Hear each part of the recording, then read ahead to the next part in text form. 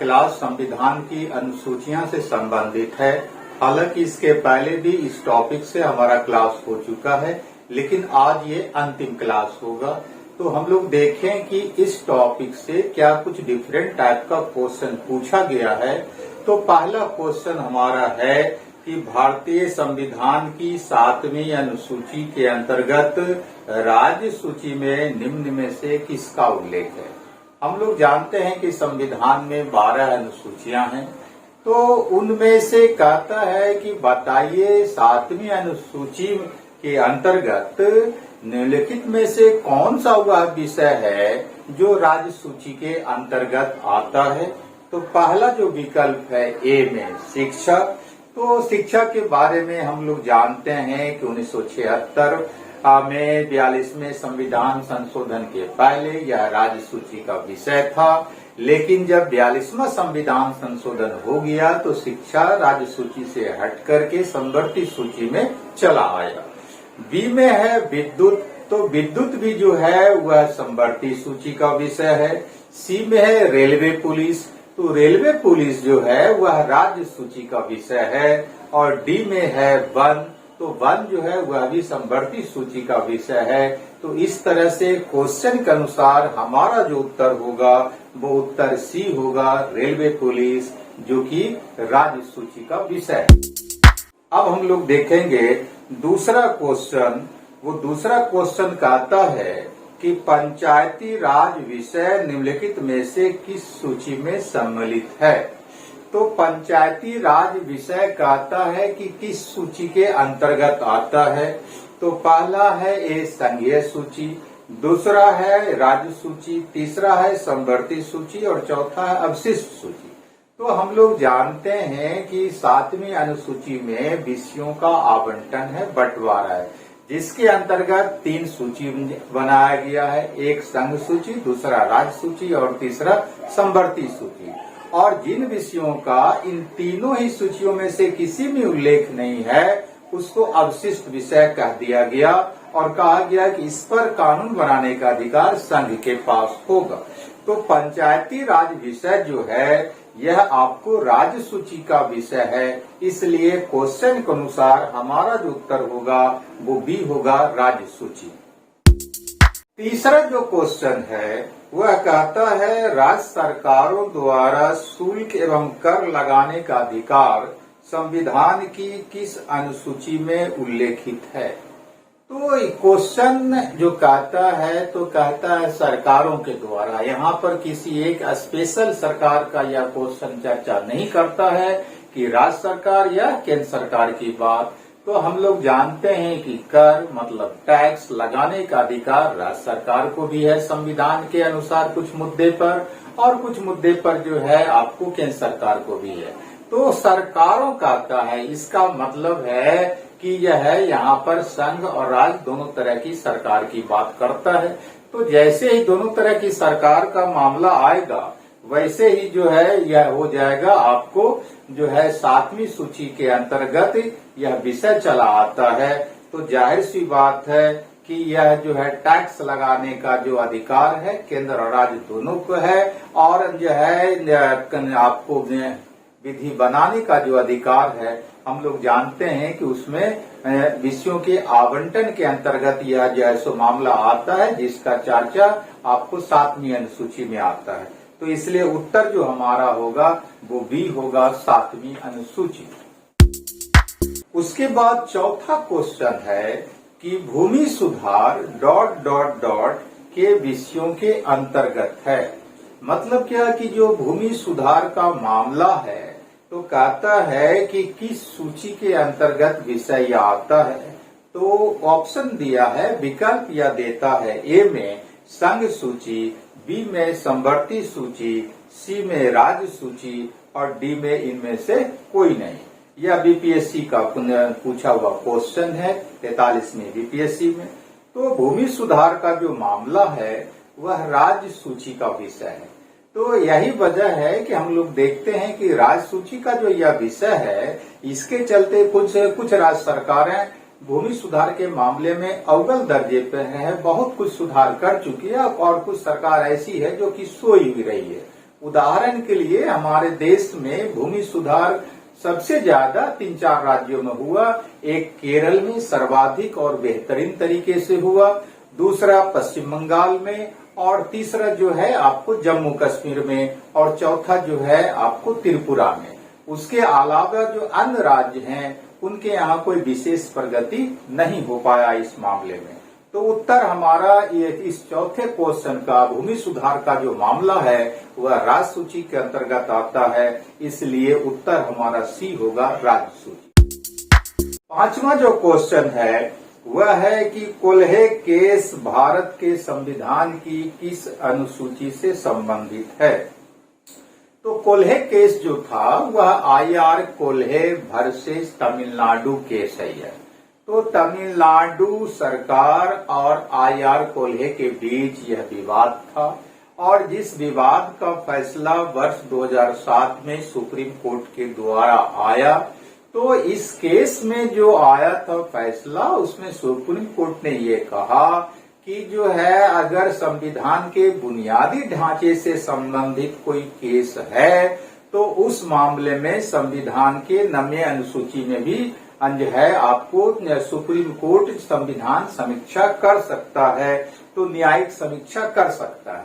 तो न्यायिक समीक्षा की बात कर दिया, जबकि 2007 के पहले तक यह माना जाता था कि 9वीं सूची के अंतर्गत जो विषय डाल दिया गया है उसकी न्यायिक समीक्षा नहीं हो सकती है। लेकिन इस केस में सुप्रीम कोर्ट ने कह दिया कि अगर संविधान के बुनियादी ढांचे से संबंधित कोई विषय है और वह विषय 9वीं अनुसूची में डाल भी दिया गया है, तो तब भी 9वीं अनुसूची के अंतर्गत इस विषय का जो है न्यायिक समीक्षा किया जा सकता है। तो जाहिर सी बात है कि इस 5वें क्वेश्चन का जो उत्तर होगा वो सी होगा, मतलब क्या, 9वीं अनुसूची। तो छठा क्वेश्चन है, भारत के संविधान की किस अनुसूची में विभिन्न राज्यों में अनुसूचित क्षेत्रों के प्रशासन और नियंत्रण के लिए विशेष उपबंध है। तो यहाँ पर कहता है कि किस सूची में जो है आपको अनुसूचित क्षेत्रों के प्रशासन और नियंत्रण के संबंध में प्रावधान है। तो जो 12 जो है आपको अनुसूची है, तो उसमें से किस अनुसूची में आपको राज्यों में अनुसूचित क्षेत्रों के प्रशासन और नियंत्रण का प्रावधान है, इस मुद्दे पर यह क्वेश्चन सवाल करता है। विकल्प जो यह दिया है ए में कहता है तीसरी अनुसूची। तो तीसरी अनुसूची में हम लोग जानते हैं कि क्या विषय है कि जो है संघ में संवैधानिक पदाधिकारी हैं उनके शपथ पत्र का प्रारूप है तीसरी अनुसूची में। बी में 5वीं अनुसूची है। 5वीं अनुसूची में जो है आपको SC ST मतलब क्या, अनुसूचित जाति एवं जनजाति के प्रशासन और नियंत्रण से संबंधित प्रावधान का मुद्दा है। सी में जो 7वीं अनुसूची है, 7वीं अनुसूची में हम जानते हैं कि विषयों का आवंटन है कि किस विषय पर केंद्र कानून बना सकता है और किस विषय पर राज्य और किस पर दोनों। और जो 9वीं अनुसूची है, तो हम जानते हैं कि 9वीं अनुसूची जो है यह मूल रूप से आपको भूमि सुधार से संबंधित कानून।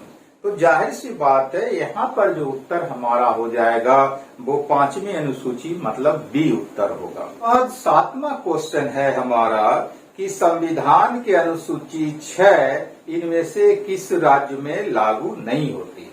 तो संविधान की जो 6ठी अनुसूची है उसमें क्या विषय है, उसमें है कि असम, त्रिपुरा, मेघालय और मिजोरम के जो अनुसूचित जनजाति क्षेत्र हैं उनके जो है प्रशासन से संबंधित प्रावधान का मामला है, विषय है।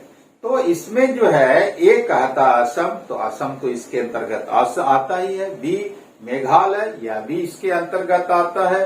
सी त्रिपुरा, यह भी इसके अंतर्गत आता है। लेकिन मणिपुर जो डी में है वह नहीं आता है। हम जानते हैं कि मणिपुर की जगह पर अगर मेघालय होता तब जाकर के 4 हो जाता, लेकिन मणिपुर जो है 6ठी अनुसूची में वर्णित नहीं है। अनुसूचित जनजाति के प्रशासन के संबंध में, तो जाहिर सी बात है क्वेश्चन के मुताबिक हमारा उत्तर डी मणिपुर होगा। 8वां क्वेश्चन है हमारा कि भारतीय संविधान की 6ठी अनुसूची निम्नलिखित में से किन राज्यों के जनजातीय क्षेत्रों के प्रशासन से संबंधित है। तो जाहिर सी बात है कि जो 7वां क्वेश्चन है उसी क्वेश्चन को दूसरे तरह से घुमा करके फिर इसमें पूछ लिया है।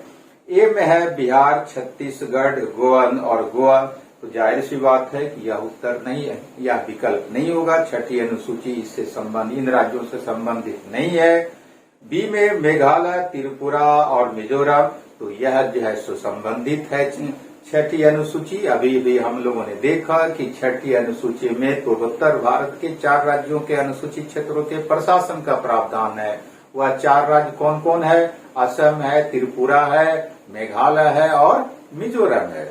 और सी में कहता उत्तराखंड, मणिपुर, झारखंड, यह भी नहीं होगा। डी में नागालैंड, अरुणाचल प्रदेश और त्रिपुरा, तो यहाँ पर त्रिपुरा है लेकिन नागालैंड और अरुणाचल प्रदेश में नहीं है, इसलिए डी भी विकल्प गलत हो जाता है।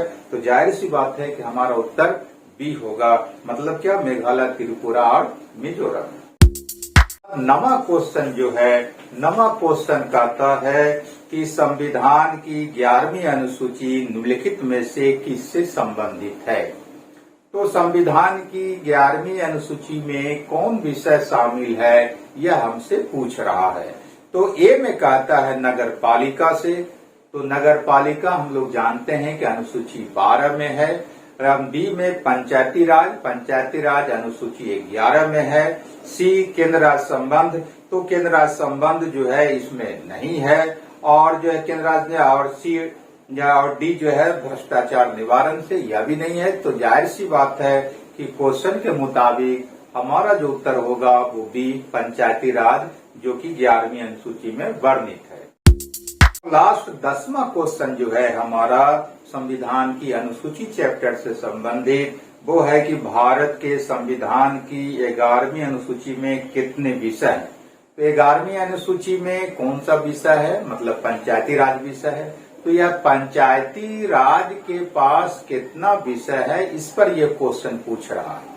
तो ए में कहता है 22, तो 22 नहीं है। बी में कहता है 24, यह नहीं है। सी में कहता 29, तो पंचायती राज व्यवस्था के अंतर्गत उसे दिया गया है 29 विषयों पर विधि बनाने और प्रशासन चलाने का अधिकार। 29 विषय में से जो कुछ प्रमुख विषय है वो है महिला और बाल विकास से संबंधित, मत्स्य उद्योग से संबंधित, आपको पीडीएस मतलब क्या कि जन वितरण प्रणाली से संबंधित, आप परिवार कल्याण का मामला, इसी तरह का जो कुछ खास मामला है उन मामलों पर विधि और प्रशासन का अधिकार पंचायतों को दिया गया है। तो ऐसा विषय कुल मिलाकर के 29 है। तो जाहिर सी बात है हमारा उत्तर इसका सी होगा 29। तो इस तरह से संविधान की अनुसूची से संबंधित आईएएस से लेकर के बीपीएससी और दूसरे लोकसभा आयोग में जितने भी प्रश्न पूछे गए थे उन प्रश्नों का हम लोगों ने चर्चा कर लिया है। कुछ वैसे क्वेश्चन जो कि कॉमन क्वेश्चन थे कि उसी क्वेश्चन को बार बार किसी दूसरे लोकसभा आयोग में पूछ लिया गया है, तो वैसे कुछ क्वेश्चन को हमने छोड़ दिया है कि जब एक ही तरह का क्वेश्चन बार बार आए तो एक क्वेश्चन का जब हम चर्चा कर दिया तो जाहिर सी बात है कि व्याख्या स्पष्ट हो जाने के बाद उसका उत्तर कोई भी विद्यार्थी कर सकता है, इसलिए वैसे क्वेश्चन को हमने छोड़ दिया है। अब अगला टॉपिक जो हमारा होगा वो जो है संविधान के भाग से संबंधित होगा, तो उस पर हम लोग चर्चा करेंगे। धन्यवाद। और दूसरी बात हम ये कहना चाहेंगे कि आप लोग अगर जो है समीर क्लासेज पटना को सब्सक्राइब नहीं किया है और ये चाहते हैं कि रेगुलर अपडेट आपको प्राप्त होता रहे, तो काइंडली आप समीर क्लासेज पटना को सब्सक्राइब कर लें। उस पर फिर से धन्यवाद।